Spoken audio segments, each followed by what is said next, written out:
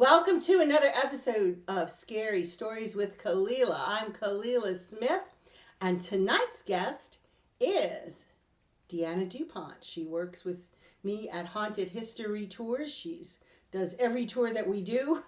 She's also the admin uh, manager. She is also a telephone person. You might get her on the phone when you call for a tour. And she has, I think, a dozen other jobs that she does on the side as well. And she's here to tell us about her experience with the Bell Witch because she's made a few trips there long before this was popular, by the way. This is a while back. And she actually has some fantastic photos to share with us. Welcome, Deanna. How are you? I am fine. It's great to be here. I'm excited. Yeah, I'm excited to have you. Thank you so much. So Thank you glad you were for willing having to do this. So, you've been on the podcast before with the radio, and now we can actually show pictures. me. Right. And so this is exciting. It's So, great. what year was it when you went? Everybody's familiar, I guess, with the Bell Witch in Adams, Tennessee, and supposedly this is the witch of the ghost of a witch named Kate Batts, who got into some sort of squabble over property with John Bell back in the 1800s, and when she died, supposedly she cursed him. And it is believed that his family, this became a generational curse, which is one of those real odd things. It does happen from time to time. And, a lot of people wonder, what is this really? But you actually had some personal experiences, and you weren't even really looking for anything specifically. No, the first time we went, the very first time that I went, it was 2003. And I knew nothing about the Bell Witch or the history of it. I didn't know at the time about the movie American Haunting. Um, I watched that in between my first and second visit there. I had remembered two visits to the Bell Witch Cave. I now have realized in going back through documents and things that there was actually three. So it was 2003 and then 2011 and then 2014. Wow.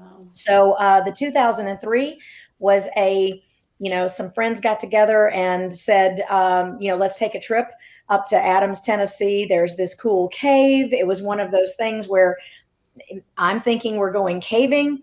I'm not thinking that it's going to be anything like it turned out to be. The second time, it was specifically based on I want to see this thing in its entirety. I want to know the facts behind it. I've seen the movie. I've read some books. I've read some historical events and things, and I want to be able to put this to rest. What my mind was telling me. The third time, it was they called me back and from the Bell Witch Cave and asked me to come back up due to some of the experience we had due to some of the pictures that we had sent them. And the experiences were very different all three times. On the first time, like I said, I went with no knowledge of anything. So we were leaving there prior to me beginning to think something's not right here.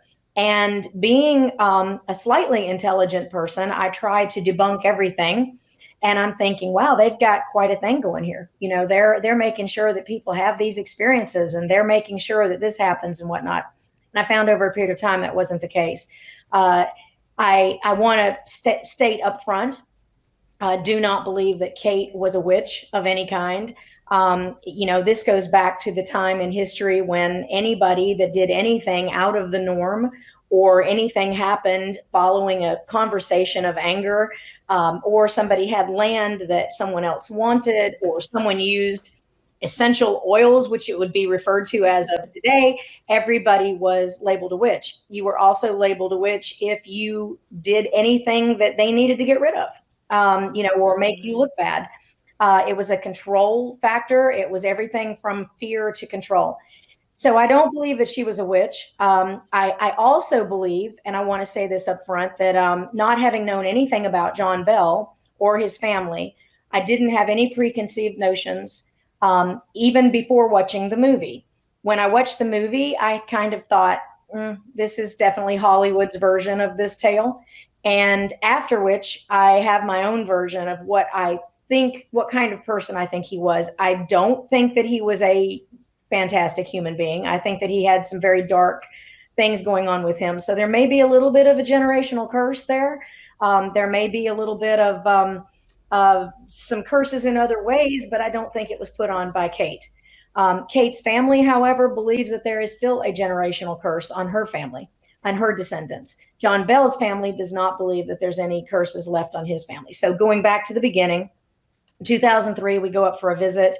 The very first thing that happens, which was a very weird situation, was we're following the directions to a T. And in this day and time, in 2003, we were still using maps on paper, as well as trying to decipher, what was the very beginning of Google Maps and all this stuff. And we come to a big cow pasture, basically, and they've got fences across, and the fences all have padlocks basically on them. They're all, there's chains all around, where you can't get in them, but they're bringing us to an entrance. And what we found out later was that this is the entrance that they use for their Halloween, quote unquote, spook house. This is not what we were there for at the time.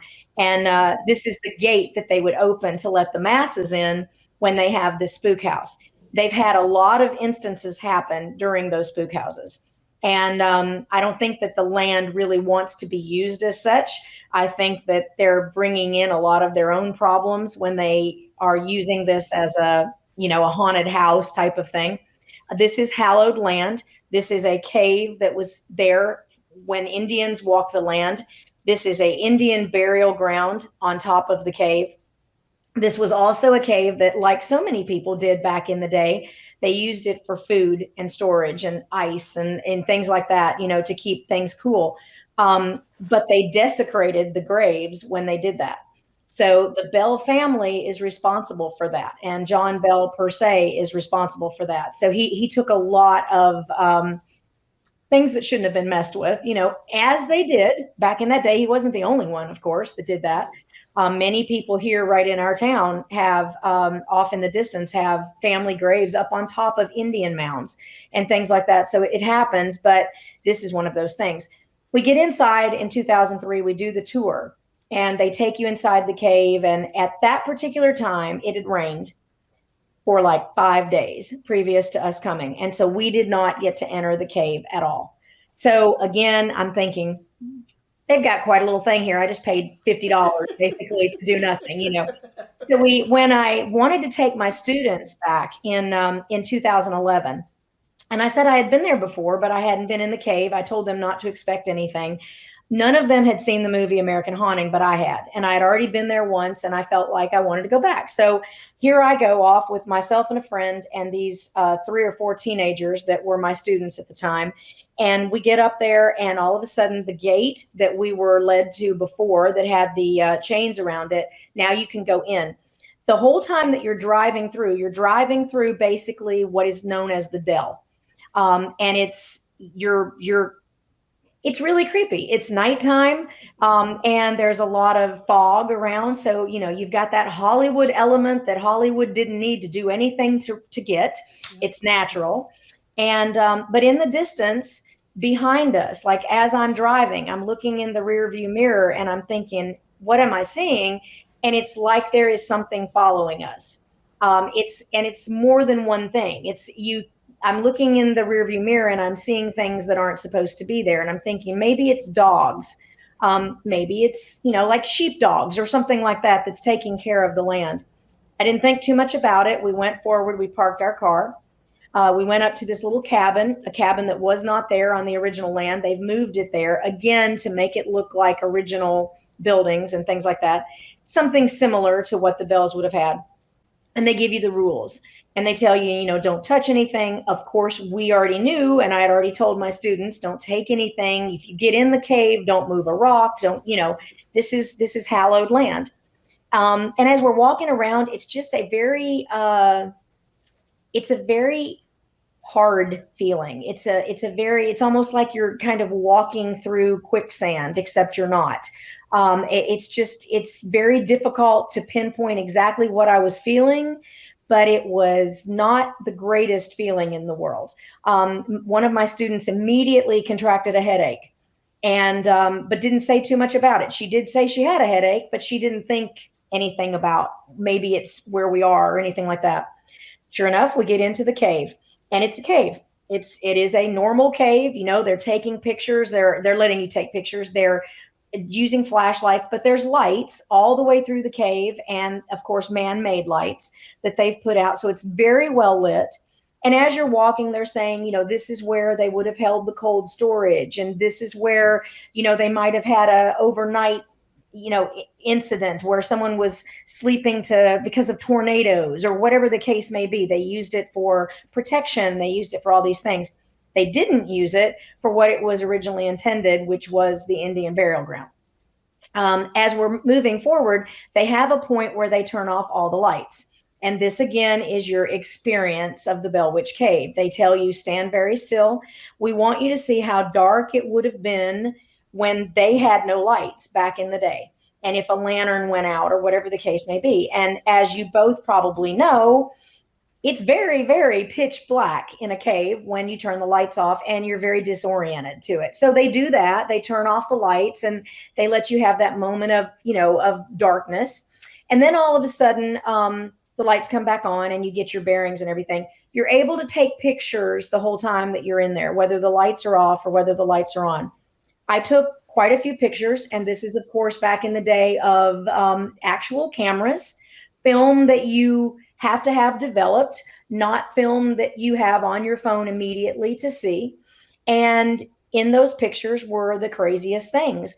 And at one point, Heather, one of my students who has multiple experiences whenever she goes anywhere, she is one of the people that, matter of fact, she won't come to visit us in New Orleans because every time she's been to New Orleans, she's had very unexplainable and weird things happen.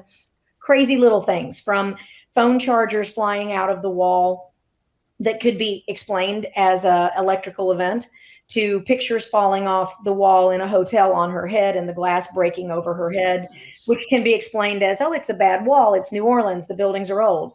To her seeing a little girl in St. Louis #1 Cemetery and swearing that that little girl is there live and in person. And we having to stay and watch until all of the security guards come out. This is back a million years ago, to explain to her that this was not a real little girl. And she still to this day won't visit New Orleans anymore because she swears that the city hates her. And, it's just, she's always had experiences like this. So she keeps saying in the cave, I don't want to be here. I don't feel good about this. I don't want to be here. I want to go back there. And she's pointing over her shoulder back there. And she keeps looking like she's going back there. She is the girl in one of the pictures that I presented you with that isn't there. Basically, she's half gone, like she's just not fully there. There was a picture back in the day where all of us are together in the picture, and she is literally not in the picture, but instead she's 5 or 6 feet behind us walking the other direction. And it's her jacket and everything like that. And we never could explain that. Of course, over time, some pictures have been lost and gone who knows where, but so many different things. She also kept saying, there's a man in here and he does not want us in here. And she kept pointing over to this one wall. And so I snapped a picture of the wall. Now, granted, this is a real camera. And of course, you got to get the film, developed, but it does have a little screen on the camera. So you can see that something comes up in the picture. And I said, look, nothing's there. When you get the picture developed, it's almost like a demonic type of person in the picture. Yeah, let's see that one. Let's put that picture up here. Yeah, that creeped me out. I don't get creeped out very easily, but it definitely looks like some sort of silhouette or image of a person, but with a very distorted face. Right, exactly. It almost looks as if maybe the face has a mask on. It does. And that's what she kept saying was this man, and she was pointing to right where this picture was taken. This man is in here. He does not want us in here. She never mentioned a mask or anything like that, but she also didn't mention what he looked like. Once we got the pictures back, she took a look at the picture, walked away. She didn't want to talk about it. She wasn't going to talk about it anymore. So we get done in the cave. There's just a lot of heaviness that you can't get rid of. And when you leave the cave, the heaviness stays with you. So we're walking back, we're leaving the cave, we're leaving the experience. And I look back over my shoulder and I still think that I'm seeing a dog or something that is behind us. And I'm like, this family that's got this land now, they've got these dogs that are everywhere, and maybe it's part of the experience too. And I didn't think too much about it. But as we're leaving to go back to the car, and you have to walk a good little ways to go back to the car, we feel like there's pebbles we're in grass and there's some pebbles down in the grass and stuff, but we feel like they're everywhere. They're like hitting us in the hands and things like that. We get to the car and we open the car door, and there's rocks all in the floorboard of the car. And so I accused the friend that was with me of taking things out of the cave. And she's like, I got to the car the same moment you did. You have the keys. The doors have been locked. How could we have done this? We couldn't explain that. But regardless of where those rocks came from, I made everyone in the car pick the rocks back up, and we walked back over to the cave and put them by the door, because on the slight chance that that's where they were from, I wasn't taking any chances. I still don't know how they got there. And I just really forgot about it. So we leave there, we stop at a coffee shop about 2 or 3 blocks down the road when you get back on the main road. And as we're getting back in the car, we're sitting in the car. I look in my rear view mirror and I look in my side mirror of my car. And all I'm doing is checking to make sure that there's no cars coming as I pull out of this parallel spot that I'm in. And I see what looks like a huge fire behind me. And I look over my shoulder and there's no fire. But if I look in my rearview mirror, there's a fire. If I look in my side mirror, there's a fire. And I asked the people that were with me, I'm like, okay, turn around. Is there a fire behind you? Everybody's like, no. I said, look in the rearview mirror, look in the side mirror. And they all are saying that White House over there is on fire. So I did some research. We went on. We didn't think too much about that, but it did look like there was a huge fire behind us. Wow. I didn't have anything to blame it on, but I did some research when I got home, and that whole area had burned down right around the time that Kate had died. And I still had no story.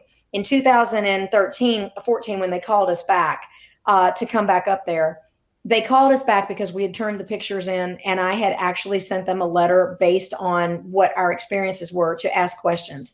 And at the time I worked for Artist Arena, and I was doing a lot of interview processes and things like that. And they said, we want you to come back up, and we want you to talk with some of the Bell descendants and things like that. And of course I took that opportunity and went back up, and they explained that the house that we saw that was on fire did indeed burn to the ground. Back at that time, it is the descendants of Kate Bell that still to this day live in that house. It has been rebuilt, but that whole area did catch fire. There was nothing unusual about the fire. Things caught on fire, candles, things like that back in that day. There wasn't any reason for them to think that it was anything sinister. But they have said that numerous people over the years can see in reverse that fire, but not going forward, only in reverse. They also have complained a lot since then about people reporting that there are rocks in the car when they get to the car from the cave, and that their car was locked. And a lot of people have reported these wolves that they see. And I think, Kalila, you had the same experience. I did, because I don't remember the year I was there, but it was quite a while back. I mean, it was probably closer to that the first time you went. Right. And I don't know the exact year that it was. I know that it was in February. I think it was very cold there and very foggy at night.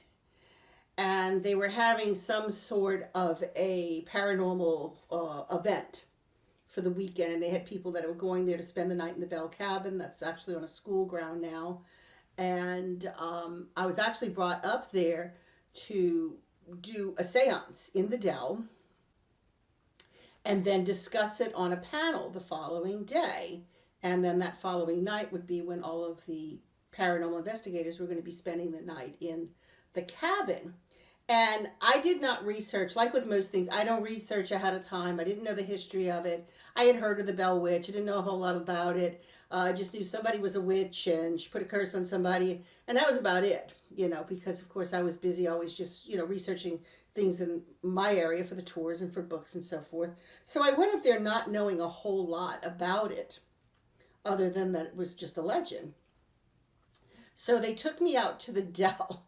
And it was quite a creepy experience because I didn't drive a car through there. They took us on what looked like a hayride. That's the only thing I could relate it to. It was like this big tractor thing, and it had hay in it, and everybody's sitting in there. and they're pulling us with a tractor across this big, huge field.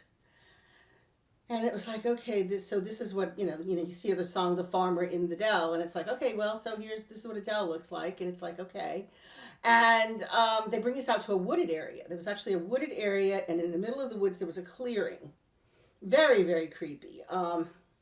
And in this area, he says, the guy that had it said, this is where we want you to do the seance. And I'm like, okay, all right, whatever. And so I got everybody together. And I mean, I got everybody in a circle. We were holding hands to kind of keep that energy in so that if anything did come forth in the seance, that it would come in the circle, and that I had done some protective prayers ahead of time to keep all the energy in the circle and to keep everybody safe. And, basically people were just going to say what they saw. So if somebody sees something or something's touching you or what have you, say it.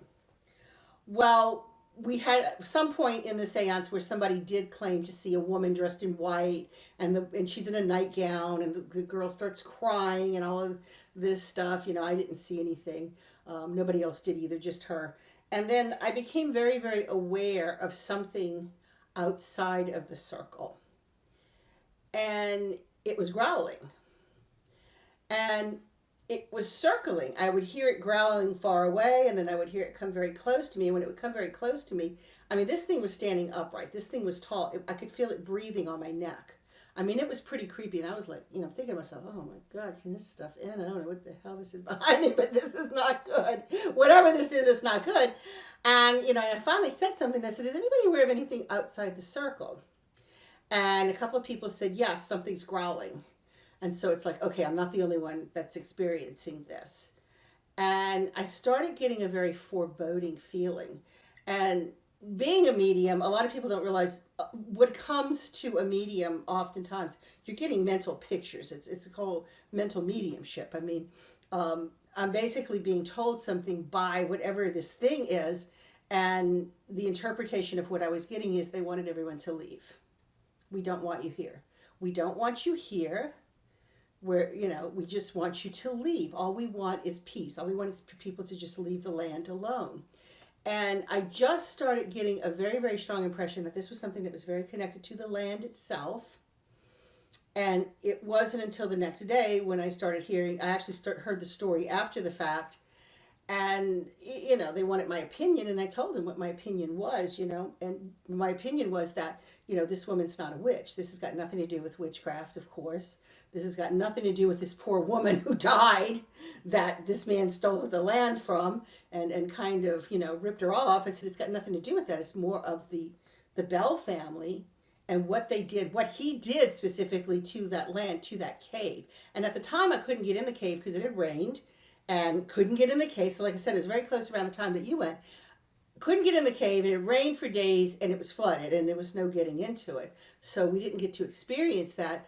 But I felt very strongly, and it wasn't until after I got home that I really researched the area that I found out it was on the Trail of Tears.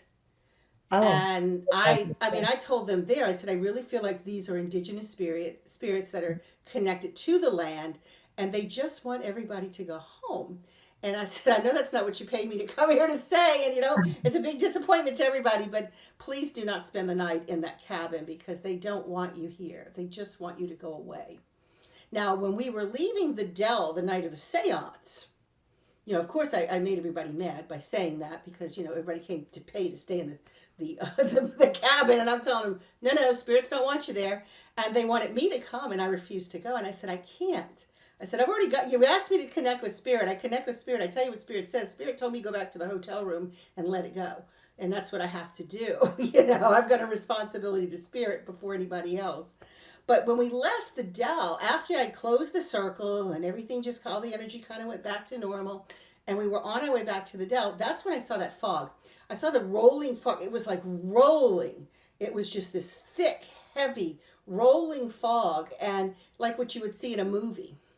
And it was coming up behind us, and in it, I would see these faces darting out.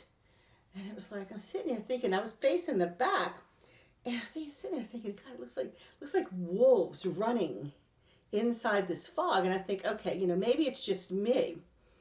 And there was a guy sitting next to me, and I said, "Excuse me, do you see anything in that fog?" And he says, "Yeah, wolves." And I was like, "Okay, somebody else sees it."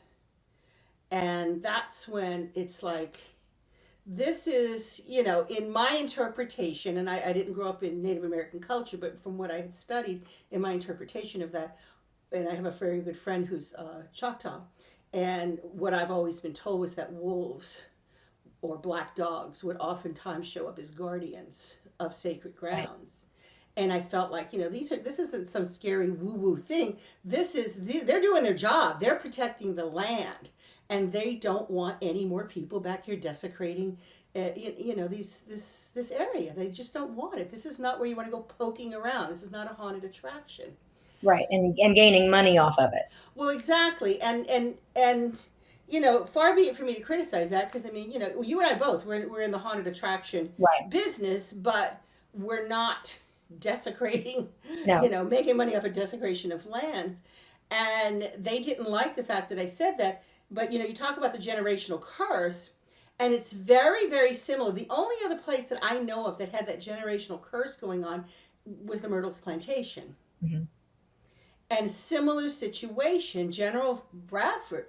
I mean, he desecrated a Native American burial ground right there, and literally dug these remains up of these people on their land and burned the remains, and then built a plantation on it and gave it to his daughter. I mean, you What know, a gift. and then it'd be, oh, it's the most haunted place in the United States. Well, I guess it is. And it went not just in their family, but whoever owned that house. It was one right after another, right after another. Now, as time went by, it kind of started waning down a little bit to where it wasn't quite, what it was before. But there's definitely something to be said about desecrating burial grounds, and And there also being what that you generational curse. absolutely, and what you do on that land with the different levels. I mean, desecration is desecration. It is. It's But just, yeah, depending it's on who horrible. you ask, with the Bell family or with Kate's family, of course, it's all hearsay. I hate to even bring it up because it's all hearsay at this point. It's been so many years ago. There's no proof to it or whatever. But depending on who you ask and depending on what they believe that John Bell did or didn't do, and what he did in that cave or possibly did in that cave to other people, that play comes into play, I believe, in some cases. There's a lot of people who believe that he molested his daughter. Mm-hmm. There's other people that believe he didn't. It just depends on who you Yeah, ask. It I depends never on what heard they any. believe. Yeah, I never heard any of that. But I mean, there's basically, a lot what of I story to was that. told, I went by what Spirit put in my head Right, and what I saw. And basically, what I was told was, we don't want anybody here, right, exactly. And not playing even, ghost hunter. We don't want that here. Just please get these people to leave. right, Get the people to leave. Just leave everything alone and let it be. right. And that was the message I delivered. Of course, I was never invited back up there again. And the guy who invited me Depending on never what they spoke want to to me hear. again in life. Yeah, it was just like, well, I'm sorry. It's like I have to do what Spirit says, and I have to respect, you know, what Spirit's telling me, because I don't want to get to the other side and I got those wolves looking at me going, okay, why did you do that? It's like, oh, no, no, no. And I have to say that that night, the following night, that the people spent the night in that cabin, everyone got violently ill Right. And that during their was stay another thing there. that was being put in a lot of the reviews, that people left sick and things like that. So also when we went back in 2014, they took us, or they took me out to, in the Dell, but there's a fence that separates the area that they consider open to the public events and what they consider the family's private property. And on that family's private property is where John is actually buried. John Bell is actually buried, and his daughter is buried out there. Originally, there was one grave for John Bell. And after American Haunting, the movie, came out, so many people jumped fences and went on private property and tried to desecrate his grave, People are so that they sick. ended up having to move the grave. But I went out to where he is actually buried, and they said that I mean, I know that dogs will dig up graves, but for some reason, animals are very attracted to this particular spot, and they have to have somebody daily go out and kind of take care of the land because of it. And I found that a little odd too, Yeah, because it is. having family in cemeteries, it's not something that you have to go out every day and take care of a dog digging up graves. Yes, you do That's occasionally, but bizarre. not that Yeah. often. The other thing Very is that Red bizarre. River Church, I think it's called Red River Church, is right down the road in Adams, Tennessee, and that is where the family attended church. Now, that church has been torn down, another church has been put up, but it's still a very primitive like church. And when I went back in 2014 and they were talking about they had had problems with this church, the family had been kicked out of the church at one time when John was still alive, and then, redid it and everything. We went to that church and the church was all locked up, and then the door opened. There's no one inside. We went inside. We couldn't get out. The door locked behind us. We couldn't get out for about 30 minutes. And to this day, we finally did get out. But to this day, because of the creepiness, even in the church there that I felt, I wish that I had researched that more. I wish I had stayed in longer. I wish I hadn't have let my emotions get the best of me to see what that was about, because the stream runs right behind there and there's stories about that too. So all of that was Indian territory, not just the cave, Well, yeah, all of of course, their yeah, land. all of that, yeah, Right, it's all part of the Trail of Tears. I mean, right, right. it's very heavy Cherokee influence, I believe. Yes, I think it So, is there. yeah, I think it's Cherokee, but it's Yeah, just, it's dreadful what they did to people. It's just horrific, and it's, it even gets me like in the chest, this lump in my chest when you think about this.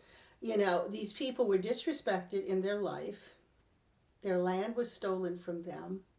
I right. mean, can you imagine somebody coming in, taking your land away from you, and you're sent off somewhere else, and on your way there, you're having to bury your loved ones wherever you could, and this horrible thing, and then you have some monster come behind you and not only steal the land, but go in and desecrate your family's grave and, you know, destroy the family's remains that are in. It's just, it, I mean, it creates an abomination. It really does. You can't just do that to people. You Right. really can't just do that to people. And it's horrific what people back then did. And even people today. I mean, honestly, you and I have both done the nighttime cemetery tours. I mean, we Right. know how bad people can behave. I mean, such to the point that we've gotten kicked out of, tour companies have gotten kicked out of cemeteries in New Orleans just because of the bad behavior That's right. of people. I mean, when we first started the bus tour, we let people bring cocktails. It's New Orleans. They're bringing cocktails. We're taking them inside cemeteries and we're telling them, you have to be respectful. I mean, you had people in there urinating on graves. You had people getting in arguments on graves. You had people kicking headstones. And it was like, okay, this isn't a styrofoam spook house set. Okay, you need to stop. And it got to the point where we got kicked out of just about everything got locked up. And people were like, well, why can't we go to the cemeteries? Because you people behave badly. Because people come here and they treat our cemeteries very badly and they're very disrespectful. And the spirits here are not going to allow that. So, Whether it's a cemetery and someone acting a fool, or whether it's, someone desecrating an Indian burial ground 300, 200 years ago, it's it all horrible. boils down to the karma that's going to come from stuff like that. Oh, it's And horrible. it's horrible. It's horrible. There was a girl when we went in the second time when I took my students, one of the girls that I was telling you about, she to this, like, she won't, of course she won't come to New Orleans, she won't go back to Adams, Tennessee. As a matter of fact, if she hasn't experienced it, she's going to be where she can't travel anywhere sooner or later, because she continues to have these experiences wherever she goes. But she even appeared, like I said, in a couple of pictures where her whole body wasn't there in the picture like everyone else. In that day and time, those pictures were excused as some kind of phenomenon when they were developed, some bad photo taking or whatever. But if you put it together with the facts that they gave us when I went back and researched, and other people had had the same experience, and then you put it together with what we know from the paranormal, there are similarities to different things. Oh, absolutely. Yeah, Now someone let's see the doing like picture this. with the girls. It looks like she looks like she's photoshopped because it looks like she's superimposed, a very bad superimposed, a girl in the middle, and she's part of her face is actually in her head. Part of her head and face have disappeared Right. and blending into the background. And again, I mean, I used to be a photographer, and I can see by the depth of the photo, I can see that this was done on film. This is not a digital picture. Right. I can see that this was a film picture, and back then there was no Photoshop. There was no modifying something like this. And I know what it looks like if you have a double exposure. I know what it looks like if you have, sometimes you had a little bit of light, if you had something happen, a little bit of light getting into the camera, it would affect the photograph, or if the film was bad. And I can't see any physical explanation for that. And what's very strange about that is we've had similar photographs like that taken in some of the New Orleans cemeteries in and Right. around them. And it's like, okay, this is miles and miles apart, several states away, and years difference, and I'm still seeing that kind of photographic phenomena happening in places. That's the only similarity with the Bell Witch cave would be that it's a burial ground that, and I'm very convinced that a lot of these burial grounds, if not all of them, but certainly a lot of them, especially the older ones or the ones that have been around for centuries like that, they actually are doorways to the other side. I believe that they intersect. Our world intersects with the spirit world, and I say that because of like Holt, where I've literally seen people walking and then they vanish into nowhere. Right. So that's the only thing I can think of, is that because again, the old Charity Hospital Cemetery, where we've seen that kind of thing take place on a photograph. To my knowledge, it's not Native American burial ground, because that was actually a drained swamp. Right. But who's to say they didn't use that swamp? But it was a burial ground for people back in the 1800s, 17, 1800s, with the yellow fever. It was, Right. indigents, people who were homeless, people who were not claimed, and that went on for generations. So you still have that intersection of, what I would call a vortex, like a doorway to the other side. And I think that that's what you have with the Bell Witch Cave as well. Now you have another photo where it kind of looks like people are shuffling around. Everybody kind of looks like they're moving around a little bit, And I think this is the one where she's missing from the She's picture. completely missing. In between the girl with the red sweatshirt and the woman on the far right with the yellow sweatshirt, there was another person in that picture. And it was there when I looked into, I mean, literally, I took the picture. That was there. She was there, and she's nowhere to be found. But if you look off very far in the right, past the woman with the yellow sweatshirt to the right, you Mm-hmm. will see something pink. Mm-hmm. That's her walking off. That's Yeah, the jacket. Yeah, but and she that's was the taken. back of her. That's right. Yeah, and again, that's similar. I've seen that type of photograph, and we've discussed this before with Billy Roberts. That type of a photograph happening right there at that, intersection of those cemeteries. Right. And keep By in this, the mind, old this is, Charity Hospital one, where yeah, that guy, where one of the ticket sellers, it was people we knew, and I looked at the picture and I said, well, where's Michael? Where is he? And they said, well, he's in the photograph. I'm like, he's not in the photograph. He's in one, and then the other one. And if you look down the sidewalk, you see his back, and it looks like he's walking away. And they swore that when the picture was taken, he was there.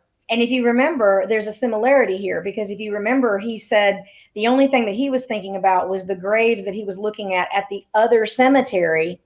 And so his mind was not on where he was. His mind was on where he actually appeared in that picture. Yeah, he was And wanting to in be down there, down the street, to go right, look at that other cemetery. She wanted to be gone, he wanted and to it's be very weird. It's almost like the cat. It's almost like a Twilight Zone episode where the yes, camera captured a mental projection of what they wanted, where they wanted right, to be in that photograph, and it's such a strange phenomenon. Just the fact that, again, this is happening in Adams, Tennessee. What, in 2000? What 2000? What that was was your the second pictures vision? were 11. Yeah, 2011, and then the same picture, similar situation, very similar situation is happening in New Orleans at a completely different cemetery right, in what, 2018. right, or And it's like, 2019. okay, that's very, very strange, Very much and so. nobody can really give an explanation of this. Nobody really can give an explanation, but I have to believe. I mean, in this case, I know you, and I know you're not going to lie about something.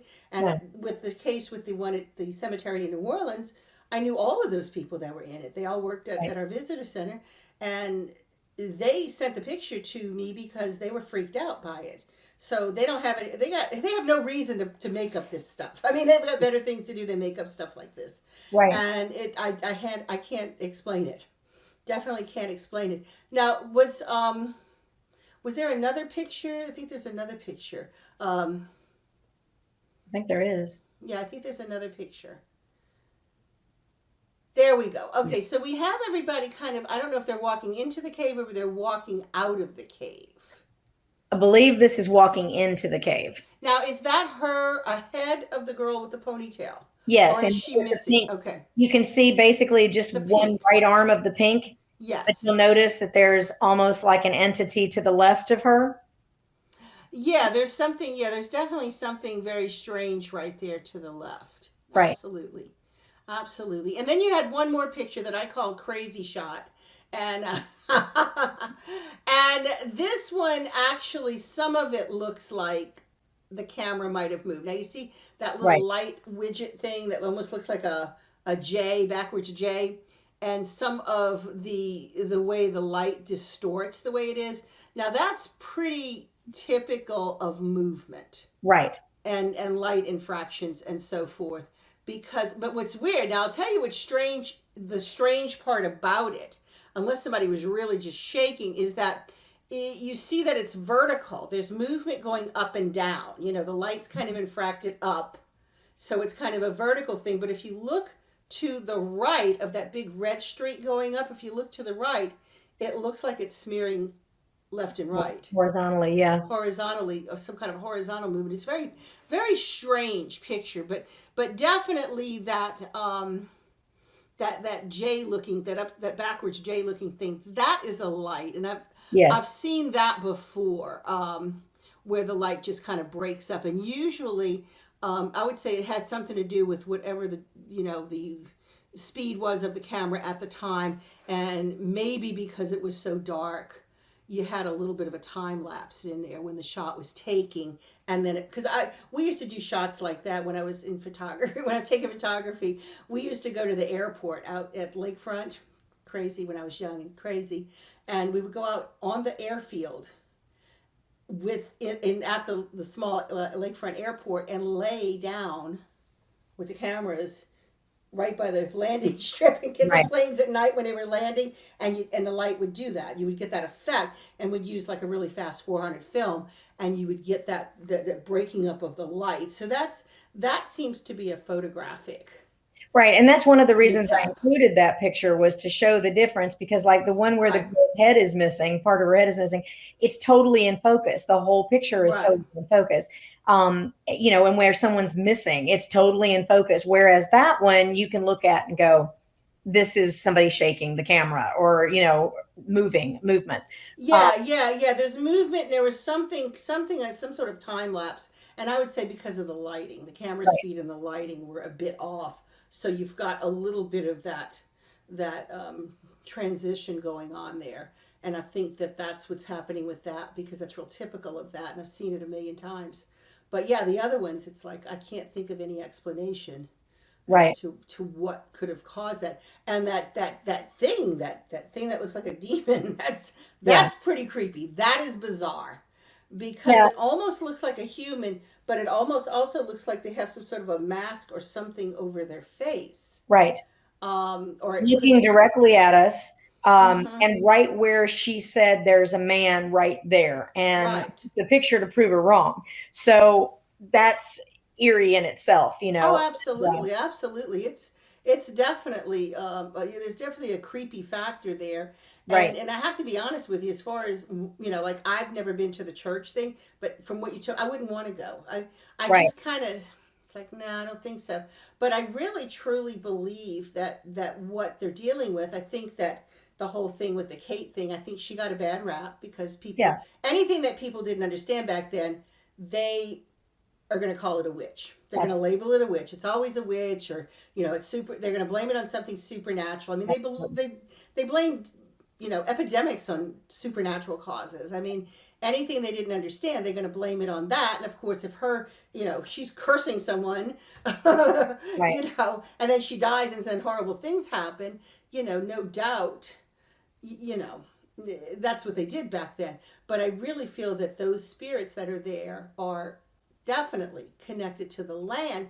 And like I said, I don't know that much about the Native American culture, but I have found what little bit I do know that there's a large parallel between that and the African Hmm. traditional religions. And I do know about voodoo. And I know in the voodoo tradition, like where we have those, cemeteries in New Orleans, there is an entire realm of spirits, Hmm. and they're called the Gede, and they do nothing but protect those burial grounds. And you pretty much find that in any early religion, you have a realm of spirits, and that's what they do. That's their job. Right. They're not demons. They're not, they're not going to do anything to you unless you provoke them. And the number one way to provoke them is to take something from a cemetery. So if you're digging up bodies and just absolutely desecrating the remains of people and then using I mean, that's, it doesn't get much worse than that. Right. Exactly. And what happens is you anger those spirits, and they're doing their job. They're Hmm. going to try to get rid of you, and that's what they're there to do. And I didn't really see the movie. I'm not a big fan of watching um, horror movies on stuff that was like based on a true story, because it's never anything near what the true Right. story is. I guess it's kind of ruined for me, but I just can't imagine between that and the Myrtles somebody doing anything worse to a burial site. It's No. just Uh-huh. it's horrific. It really is horrific. And just from what I gathered, what little bit I know, what little bit I was told, I don't feel that John Bell was a very nice person. Right. I I feel like agree. he was very underhanded, and I think he took it, and it's just my opinion. You know, everybody's got an opinion, but my opinion is that he swindled Kate Absolutely. Batts. He swindled her, and he outsmarted her, and he took advantage of her because she was older, and she was there on her own, and he took advantage of it, and she realized it after the fact, and he basically, he stole the land from the natives. He stole the land from her. Right. So this was not a nice person, and he was very selfish, and you know, I Right. I kind of feel like he brought that stuff on himself. I mean, you Right. know, And that's what some of the things that some of their descendants are saying now is that if this was a curse that was brought on by the Indians or brought on by the spirits that protect that hallowed ground, they're doing the exact same thing now by opening it up as a fun oh, house, as a spook house, as a haunted attraction. So, yeah. The nothing. Yeah, it's just it's one thing, and and there's haunted tours all over the place, and we have them, and we do them. It's one thing to talk about stories at different places, but right. when we enter a cemetery, you take on a totally different persona, and you have to be respectful, That's right. and to intentionally know that this was what it was. This is a burial ground. This was desecrated, and this curse came of it. And so let's open up a haunted attraction and invite people over to take money from them. I Right. mean, no offense to anybody who's doing it. Good luck. But I personally, from a spiritual perspective, I think that, you're going to have some spiritual repercussions for for taking on that kind of a thing, because the spirits are still there. I mean, no matter what you do, you can remove the bodies, you can go try to burn it all down. It doesn't matter. On an energetic level, those spirits are still there, and those spirits are going to protect what it is they're going to protect. And we've seen this time and time again. I mean, look at all the people that would go to Hawaii and take things from volcanoes. You know Yes. what I mean? And Yes. it's like, okay, the spirit is going to come after you for doing that because you're not supposed to do it. I Right. mean, people disrespect the spirits of the dead. People disrespect cultures, and they disrespect, all kinds of things. They disrespect the earth. But Mhm. we are running out of time. We have got to go. So, Deanna, tell us how people can get in touch with you They want to know more I have about my your little. website, deannadupont.com. I work a lot of different jobs, most of which are with haunted history tours, but other jobs including. And they can reach me on that website. And you can always reach me at KalilaSmith.com. But we are running out of time, folks. Deanna, thank you so Thank much. you for having me. Really appreciate you sharing this with us. Thank you.